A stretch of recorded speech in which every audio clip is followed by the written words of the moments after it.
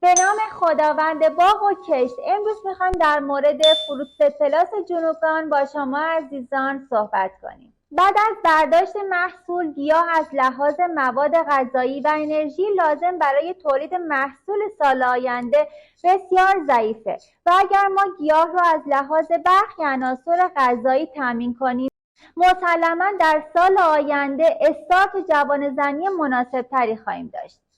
پس برای میوه‌دهی هرچه بهتر محلول پاشی فروت رو در باغات بعد از برداشت محصول مد نظر قرار بدید.